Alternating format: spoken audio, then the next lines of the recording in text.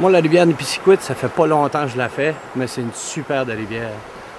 Beaucoup plus de courants, de rapides, de petites chutes, de paliers. C'est vraiment à serpentine, c'est sauvage tout le long. C'est merveilleux. Et avec la gîte, c'est vraiment de contrôler juste avec la gîte. Ton bateau va suivre la vague, le courant, tout. C'est vraiment un peu comme de la danse. Oh, je passerai ma vie là-dessus tout le temps.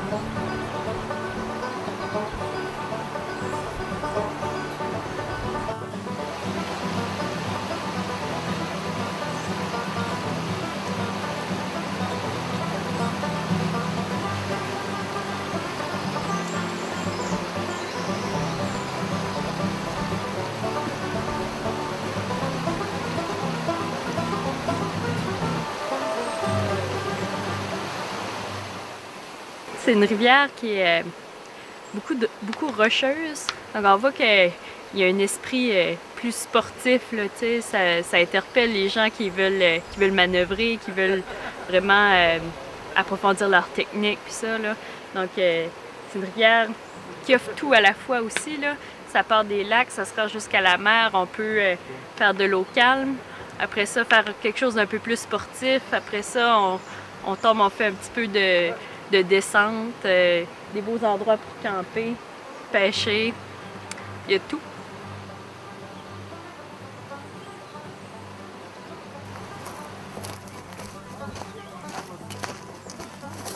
Commence. Oh oui, tu penses que t'as de... Allez, tes choses sont dans ce dossier? Oui, je pense que j'ai trouvé la bouteille d'eau là. C'est une rivière qui a différents visages chaque jour. Quand tu pars des lacs en haut là-bas, dans les montagnes, c'est la douceur et beaucoup d'orignaux. Toutes les courbes, j'ai déjà fait toutes les courbes, il y avait de l'orignal, il y en avait plein. Puis après ça, on tombe dans une espèce de plaine. Les montagnes sont moins hautes. Puis ensuite, c'est des rapides. Une section de rapides Indian Falls.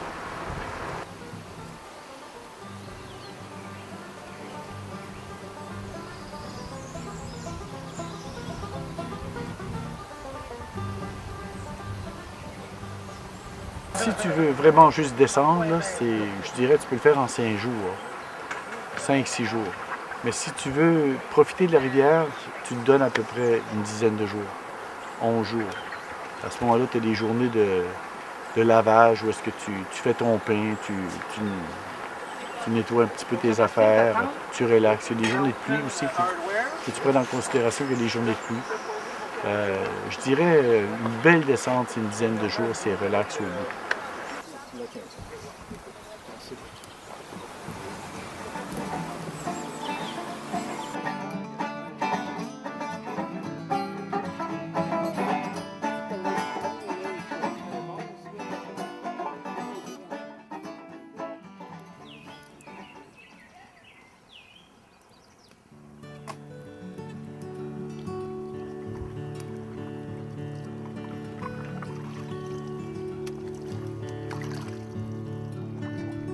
C'est dur à décrire parce que c'est tellement beau puis c'est naturel, t'es vraiment dans la nature, t'es loin de tout.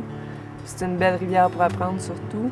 Quelqu'un comme moi qui connaît un peu le canot mais pas juste tranquille, t'arrives ici, tu commences tranquillement, tu apprends les pas de base puis tout, puis ensuite tu descends puis c'est progressif puis t'as le temps de voir comment ça marche puis tout, puis c'est parfait pour apprendre.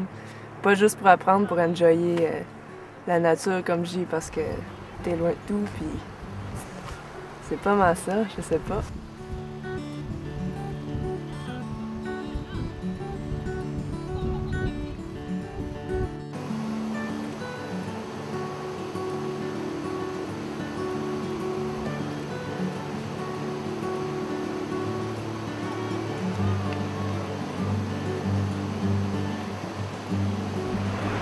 En fait, le canot, c'est un véhicule. C'est un véhicule qui nous amène à découvrir un élément. Ici, on est sur une rivière. Fait que de comprendre la force de cette rivière-là, de comprendre la dynamique de l'eau, la fluidité de la molécule, puis de glisser dedans avec une embarcation, avec une pale, ça nous permet de mettre en contact direct avec un élément qui est l'eau. On est nous-mêmes composés à 75% d'eau. Donc l'eau, c'est quelque chose qui nous habite. Donc, de pouvoir travailler avec une rivière, ça nous amène à nous comprendre dans notre individualité. Donc, le canot, c'est une embarcation extraordinaire pour se transporter dans un environnement naturel, de comprendre les forces de la gravité, de comprendre la flottabilité. Donc, c'est vraiment une embarcation qui est vraiment idéale pour flotter.